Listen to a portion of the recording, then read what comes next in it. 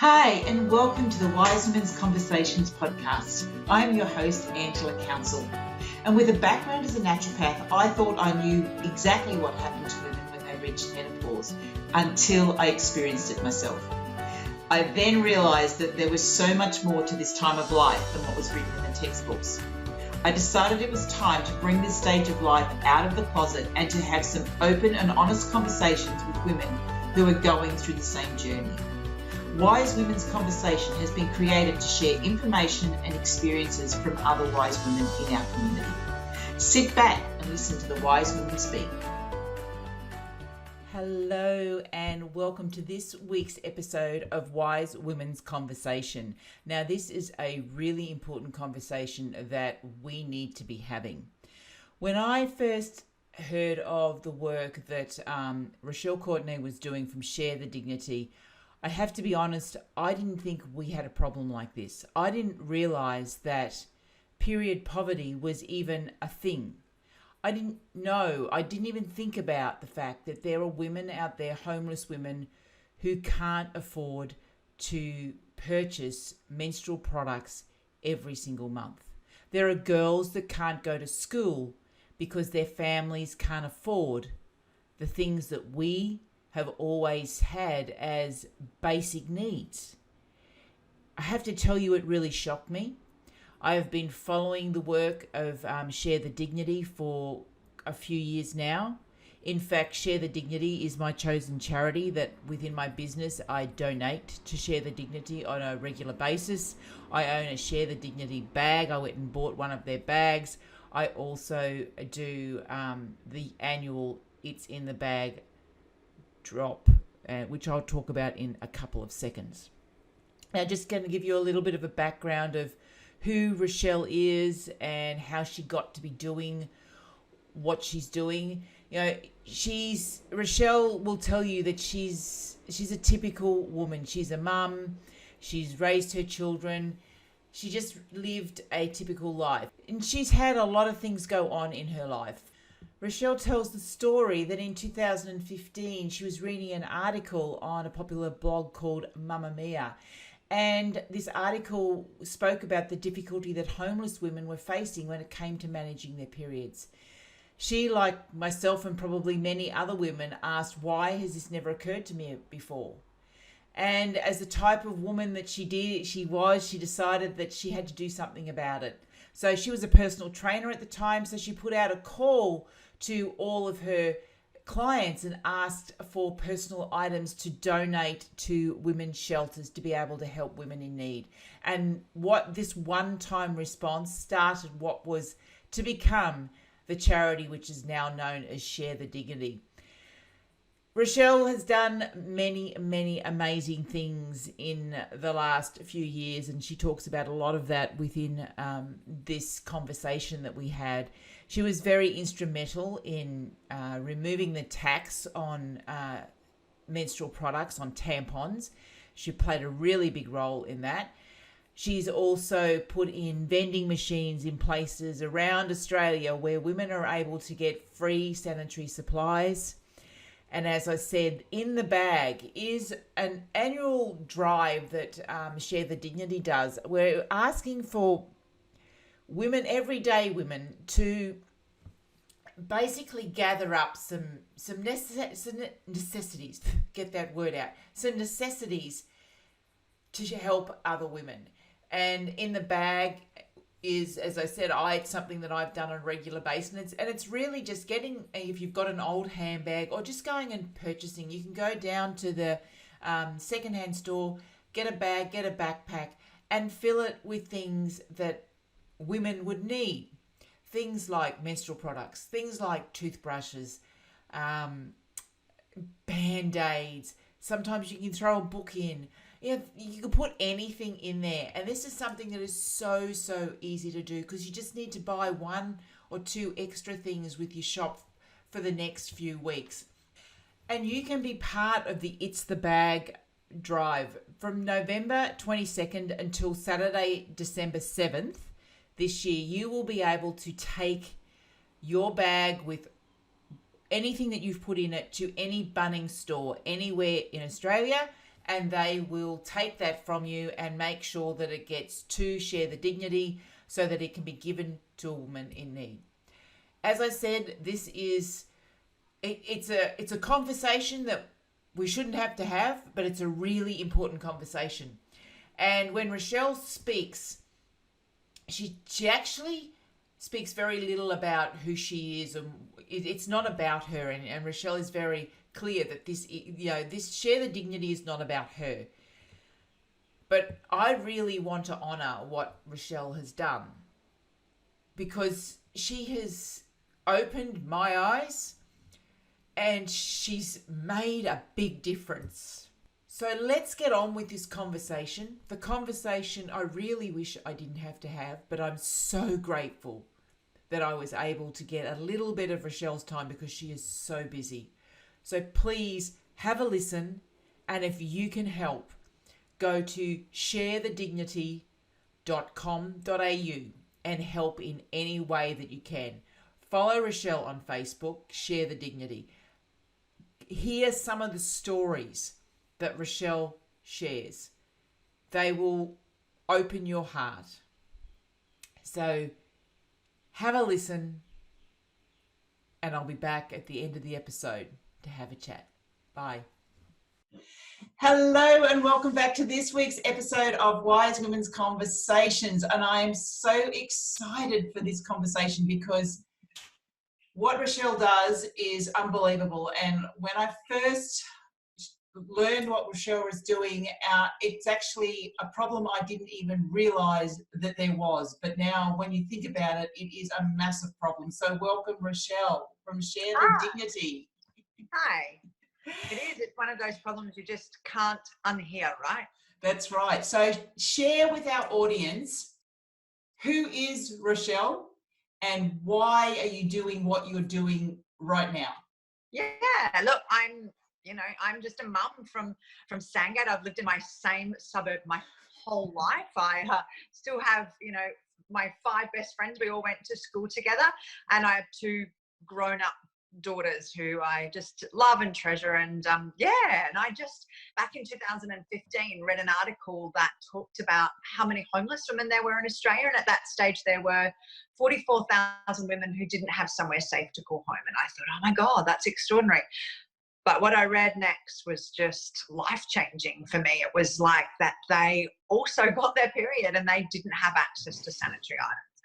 They were using socks and newspaper and wadded up toilet paper to deal with their period. And I thought, no way, that is dead set bullshit that is happening in Australia, and that just is not okay. And back then it was like I had my own 2 businesses. I had a personal training business and I had a photography business, and I asked all of my PT clients to bring me a packet of pads or tampons for every wine that they had in the month of March of 2015. Yeah, I did really well out of them. I love them all still. But I also had our local counsellor put in a collection box, and at that stage it was just a reflex box in her office that people could drop in packets of pads and tampons. And it was like, I thought, there isn't a woman in Australia who wouldn't be empathetic to this, hearing that women were using socks and newspaper in their undies, right? But we collected 450 packets of pads and tampons. I set up the Facebook page on the 1st of March in 2015. So people knew where their donations were going. And unfortunately, it's not like we're giving a woman a warm jacket and it keeps her warm for years, right? It's a monthly problem. So 5 charities got, the pads and tampons, and it wasn't long until they were saying, hey, can we have some more? So that's how it started. And you're right, it's not something that you think about. We don't think about it, but then when you think about it, you think, of course, they don't have any, they can't afford somewhere to live. And, sanitary products are not that cheap when you have to continue to buy them all of the time.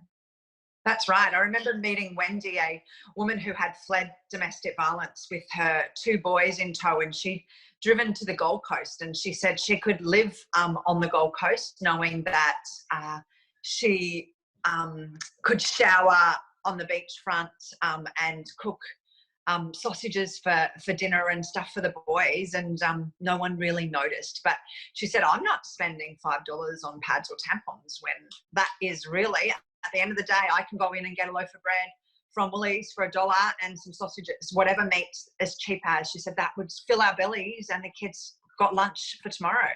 So when you're in those situations, that is actually the reality of it. Yeah, and they're the decisions you have to make. So you then created Share the Dignity, which is a charity, isn't it? It is a charity. It's a national charity, yeah. Yep. It's a registered charity with its own DGR, deductible gift register. So never in a million years when I first started did I know that you had to have a registered charity and you had to have licenses and permits in every state, and that I had to have a board of directors and a constitution. I had no idea of any of that.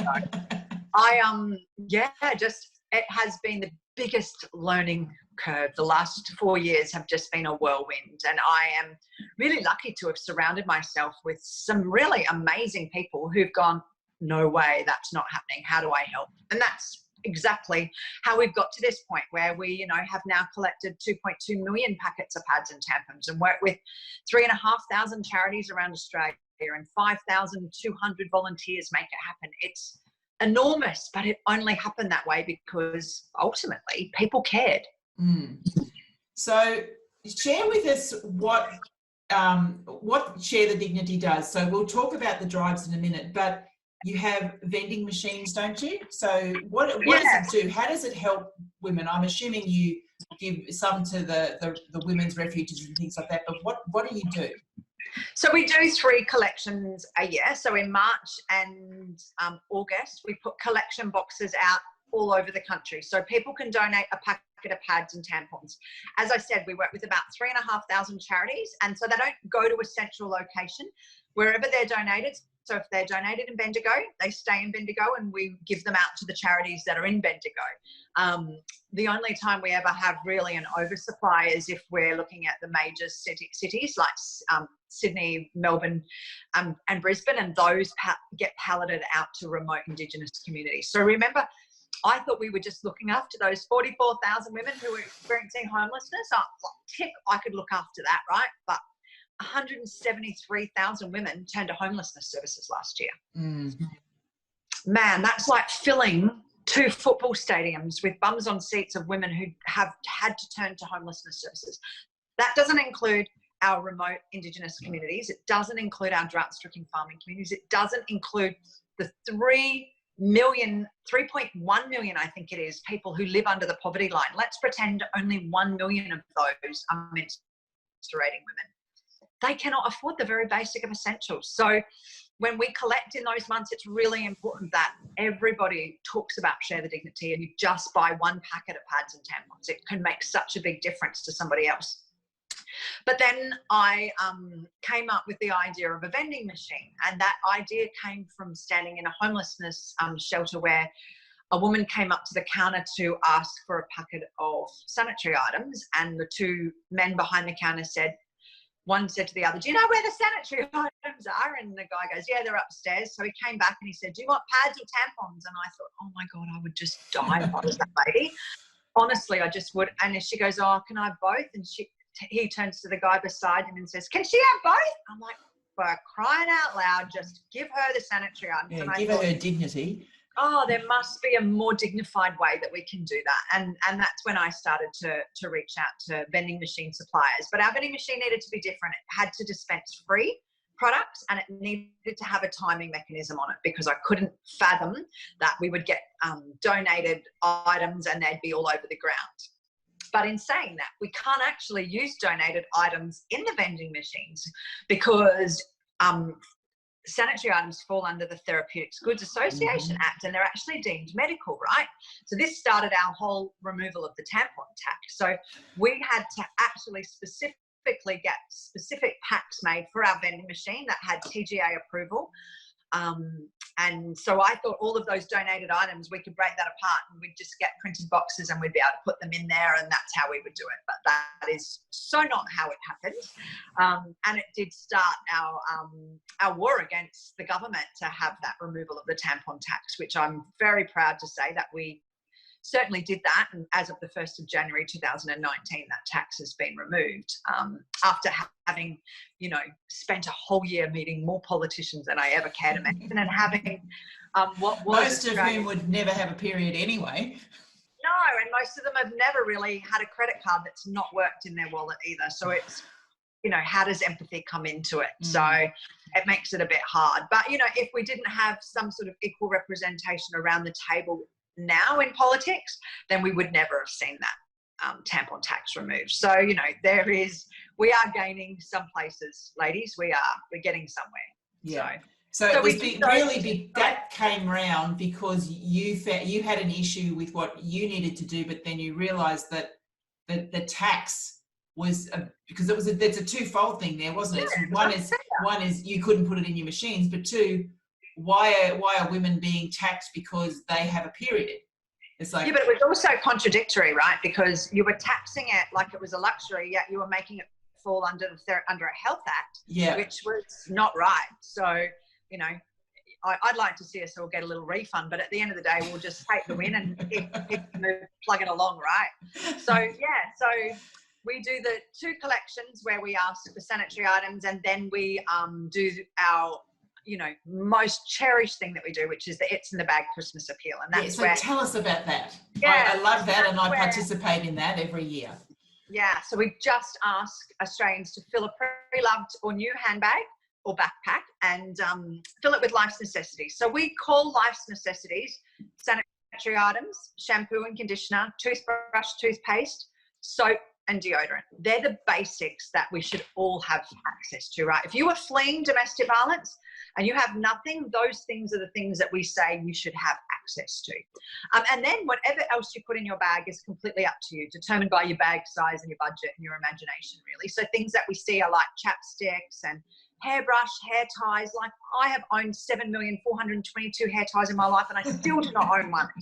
So everybody deserves hair ties, right? But things like an umbrella, like movie vouchers. Like, you have no idea how somebody sitting in their air conditioning that's experiencing homelessness and watching a movie, how valued they feel. But, if you there's so many things that you can put in that handbag. A young girl last year, and we do 3 different types. So we do a normal handbag, no ribbon, a teenage bag. So there are over a huge amount of homelessness is applicable to teenagers and to the youth. And we also make sure that these bags go through to the foster care systems, because it's very easy to buy young kids a Christmas present, but really hard when they turn into teenagers. And some of these kids who receive a bag, a backpack or a handbag filled with life necessities haven't had a Christmas present for years, which is just so wrong, right? So just showing them some love by putting things in there like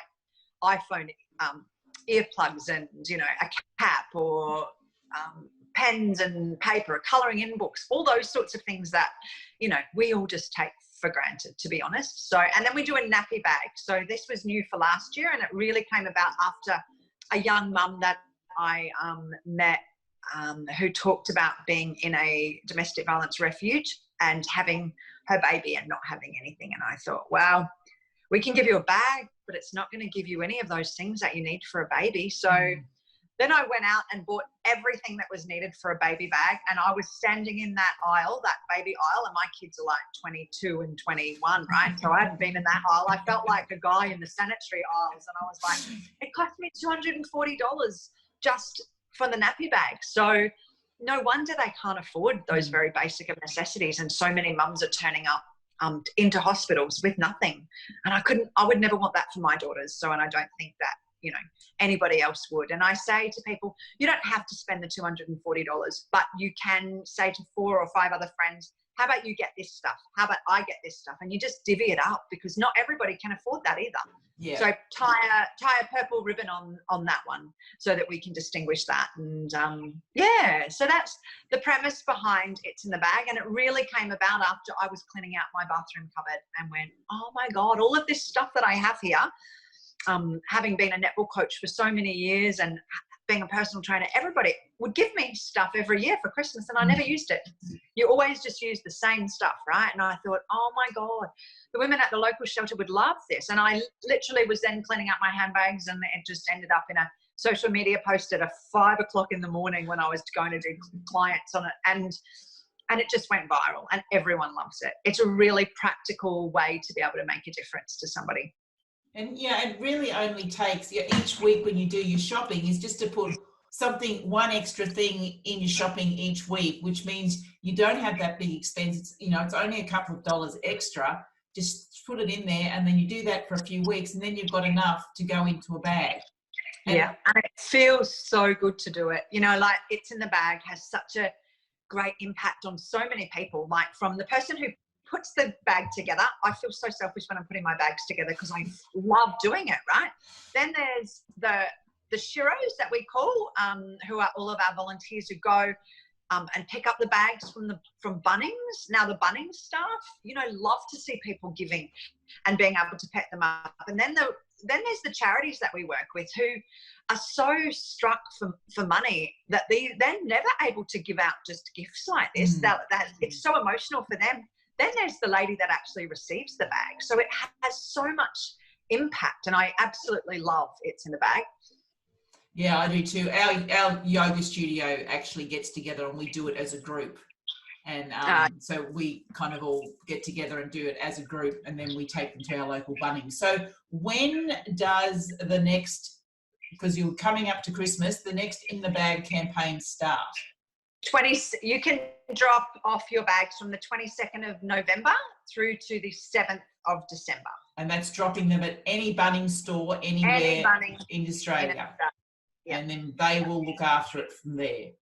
Well, our volunteers look after it from there. And it is a massive job because every single bag must be checked. So by our volunteers, and then we get them out to our charities. It's called the It's in the Bag workout, we call it, because it's quite, those bags are filled with love and they're bloody heavy. So it's a damn good workout. It's always worth a couple of 2 or 3 kilos weight loss around that time. So well, that's okay because we have at Bunnings, you put it on at Christmas time anyway, so you lose it before you. Is this part of your workout routine that you have with your clients? It's like they've got to go and do this. Allows me more wine at Christmas, right? So how did you bring on some of these corporates? So there's Bunnings, and I know you work with Woolworths as well, don't you, when we do the tampon and pad drop-offs. How did that all come about for you? Well, Bunnings, on the 23rd of October in 2017, I did a post on social media and said, Bunnings, we really would like your help. And the very next day, they contacted us and said, we would love to do that. And they have an absolute honor to work with them. They're the most amazing corporation. We love working with them. So they don't overcomplicate anything. And that's, they're the only one that I could think of, apart from Super Cheap, who would be able to fit the bags in, right? So we then have volunteers who sign in using school interviews to pick up shifts. So we promised that those bags would not be overflowing. So we have 3 pickups a day from every Bunnings so that they don't interfere with what Bunnings needs to do. And then also from a double up perspective, it ensures that not too many volunteers have too many bags to actually sort through and get out to the charity. So that was a bit cheeky, calling on Bunnings like that. The rest of our corporates have been really great to work with, and it's just that persistence in making sure that no doesn't really mean no, it just means ask me a different way or ask me at a different time. So you're obviously a very persistent lady. A chihuahua. Were you like this before Share the Dignity, or has Share the Dignity really brought this out, this win at all costs type of thing? I have nothing to lose, and women have everything to gain, right? So I just don't believe that there is anyone in Australia who wouldn't be empathetic to this. And it really is a serious problem, right? The problem's so much bigger. This isn't a problem we should have. I mean, this is not a problem we should have. But I can tell you that in the next suburb, there's women asleep in their cars with their kids. and they can't afford sanitary items. So, you know, there's people in every neighborhood that this is happening to. And last week I was sent a picture of girls in a school re-washing, throwaway pads. Oh, it broke my heart. I was crying. I just thought, how does that happen? You know, and it does. And unfortunately, it's up to us to make a difference, and it's up to the big corporates of Australia to put their hand up and say, we can actually solve this problem, right? If I had waited for the government to do it, we'd still be waiting, and we wouldn't have made an impact the way that we have. So we don't rely on any government funding or anything like that. So we're lucky. And I think homelessness in women and children is very hidden in our society, because, as you say, many of them will go and stay in their cars or something like that. Like, we do see homeless men a lot, but women is not quite, it's not quite as visible, yet it is. And I understand the statistics are that women over 45 is the largest demographic of homelessness in Australia. It's like, you know, but we don't see that. I know I don't see that. And, you know, it was a big shock for me when I actually heard that statistics, because I'm going, where are they? But yeah, they're in their cars, or maybe they're going from couch to couch. Some of them are in the women's shelters, but women I work with, the women's shelter, they don't have enough space. No, there's nowhere for them to go.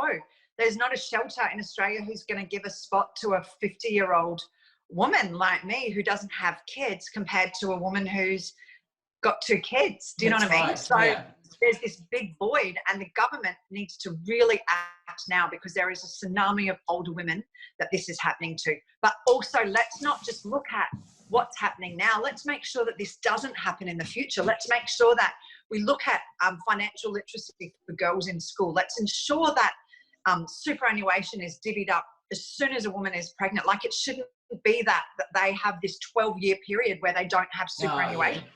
You know, like, it's like, how do we use common sense to fix these problems?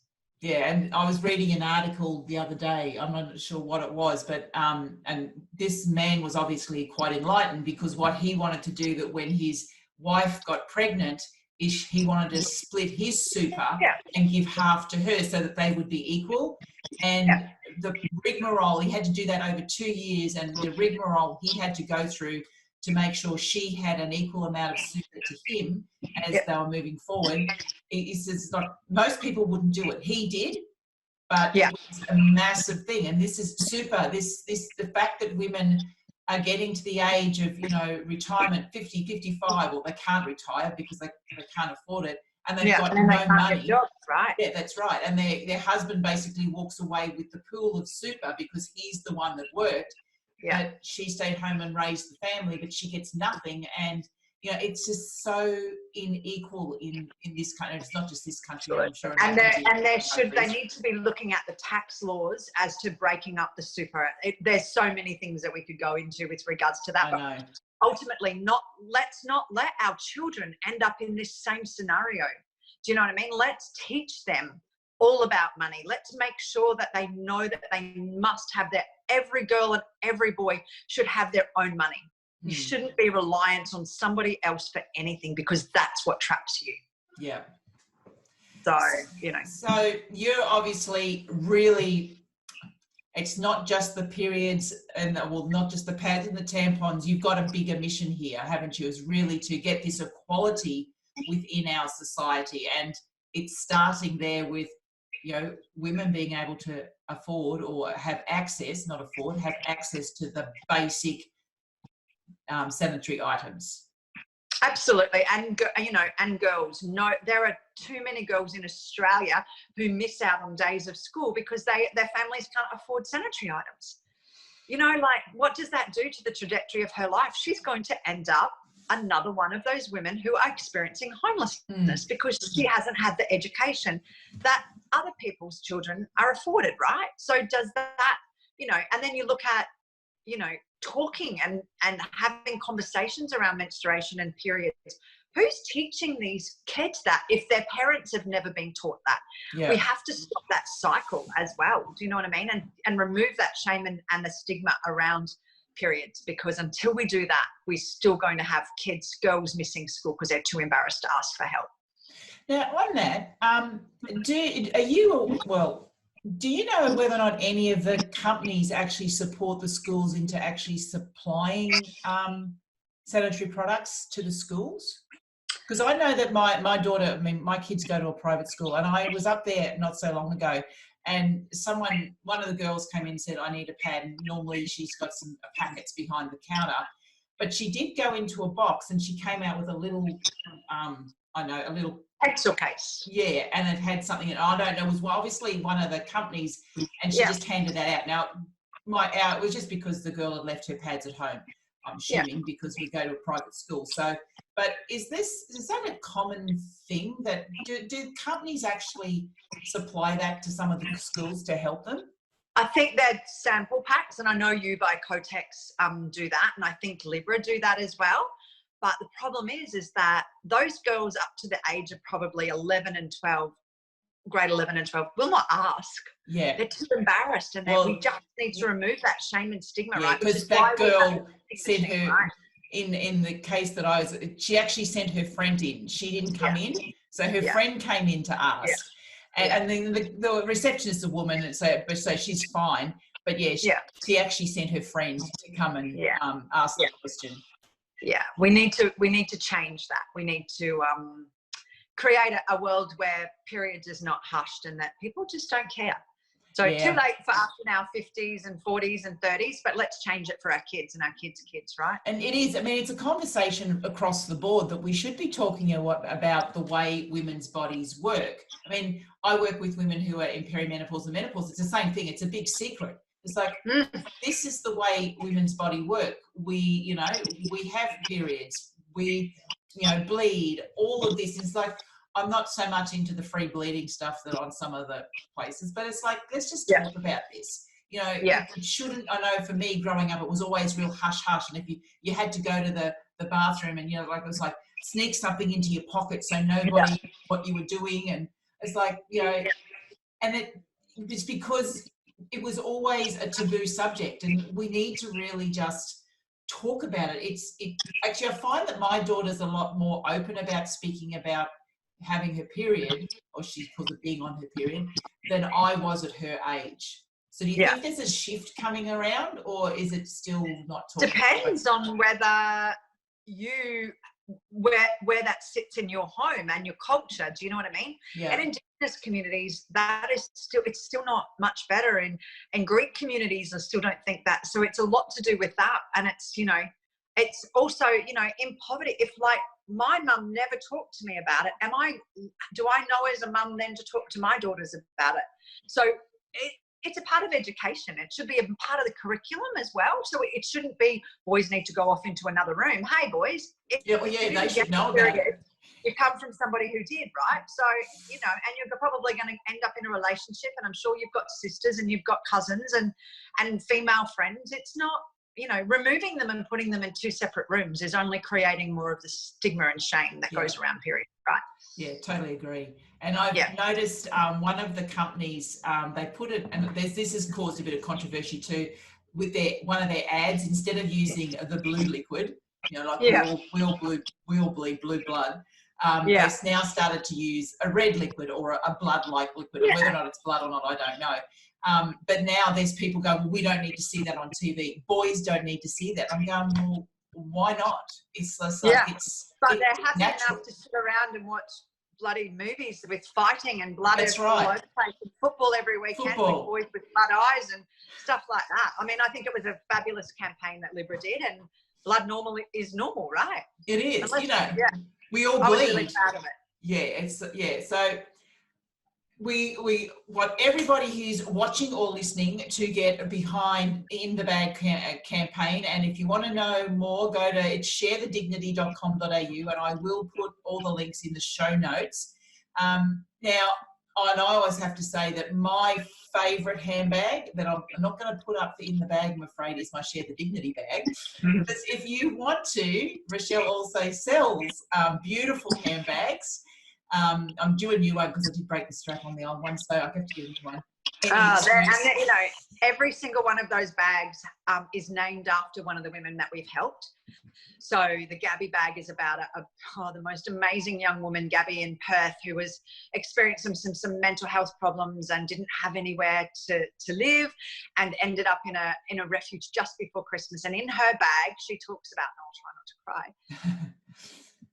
cry, how she got chapsticks and her lips were so dry, but it was a double pack of chapsticks, and that she was able to give one to one of the other girls that was in there. And she said, it felt so good to give, where she hadn't had anything for so long. And we all know how it feels good to give, right? Imagine, having depression or any of those sort of mental health issues, and being able to have that endorphin relief just by being able to give somebody else a chapstick, as well as having received, that bag was instrumental in helping her to change her life. And so every bag is named after somebody, and there are bags that fit in to nearly everybody's budget. And so every time that you're able to buy one of those bags, you help us to stock those vending machines that people are able to get sanitary items with the dignity that they all deserve.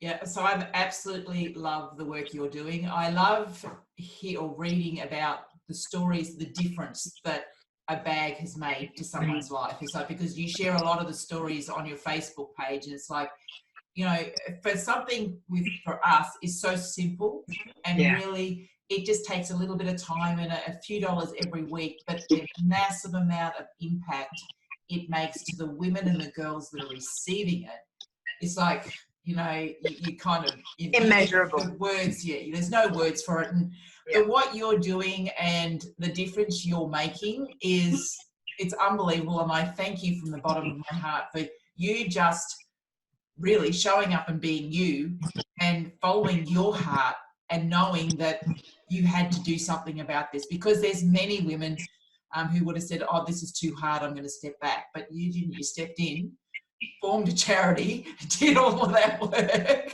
There are some times when you will find me in a fetal position in the corner, but at the end of the day, I am in love with my life, and the ability to be able to make a difference is really, really selfish, to be honest. Yeah. And all the people that are also helping you, because I know that you've got, sheroes and heroes around the country that help you as well, because this is not a job that one person can do on their own. Certainly not. This is the people's charity, and it belongs to 5,000 of us. I just happen to be, the grandmother, and we've got all these mothers, and it's just this big warm hug that Share the Dignity does for women in need. It's really about women supporting women. Now, before we go, I'd like to know from you some special words of wisdom from one wise woman to another. What have you got to share? A couple of things. Kindness is free, so sprinkle it everywhere is probably one of my favorite quotes. But my other is, my mother always said, if you don't have something nice to say, just don't say anything at all. And I just think in this world of social media and online trolling and bullying, just be kind. Join those things together, and is it coming from the heart, and does it add any value to anyone to put your opinion out there, because you just never know who's watching. I want to thank you. Just don't judge anybody. You have no idea the story behind these women. Everybody has a story. I think that's a big one. We've all got stories, and you don't know people's story. Yeah. So just be kind. It's like the first point, right? Yep. Yeah. So I want to thank you so much. I will put all of the links into the show notes, and when I do the summary, I will share all of the links, because if every listener who's in Australia who's listening to this podcast and watching this video, if you just put one bag in, it's going to make a big difference. Every bag makes a difference. It's not like we have to keep getting money up and everything, but every bag makes a difference in the lives of one other woman or girl. So thank you so much for your time, because I know how busy you are. I see you jet setting all over the country. So to take the time out today, thank you so much, even though the technical issues we had to start with. Thank you. Technical is not my thing. And for everybody else who's out there listening, my next appointment is to go and have a mammogram, because I have put it off for forever. So remember, this October, check your boobies. Right. So Fill your bag, check your boobies. That's it. So thanks to everybody who's listening. Thanks to Rochelle for your time, and from my heart to yours, infinite love and gratitude. And we'll be back next week with another wise woman's conversation. Bye for now. Bye. Wow, what a conversation. What did you think about that? Now, please, if you can help share the dignity out at all, please visit their website, sharethedignity.com.au. Over there, you'll find a list of everything that you can put in a bag if you want to do a bag drop to Bunnings this year, and you can put a few extra things in there as well. Rochelle explained how they have to be packaged. They must always be packaged up. You can't break open any packages or anything like that. But please help share the dignity in any way that you can, because the work that Rochelle and her team are doing is so important. Now, just before I go, I want to let you know about an upcoming webinar that I have on November 19th at 7:30 p.m. Sydney time, so Australian Eastern Daylight Savings Time. It's called Thrive in Menopause. And in this webinar, I'm going to be sharing with you some tips that you can take that are going to help you thrive through this stage of life, through the time of perimenopause and menopause and beyond. So if you're struggling to lose weight, if you're experiencing hot flushes, or you feel fogginess, or you're really, really tired, or you're not sleeping properly, if you want to find out, number one, why that's happening to you, and then number two, what you can do about it, please join me for the webinar. Now, to register, go to the link bit.ly/thrive, THRIVE_webinar, WEBINAR. I will put that link in the show notes. Go over there, register, and then you'll receive all the links and the reminders and everything so that you can be on the webinar and ask your questions, get your questions answered, and find out how to thrive in menopause. I will be recording this. I will send the recording out to everybody who is registered, but the recording will only be live for a couple of days after we take this webinar live. So please, if you can, join me and come back next week where we're going to have another wise women's conversation. So thanks for joining me. From my heart to yours, infinite love and gratitude. Bye for now.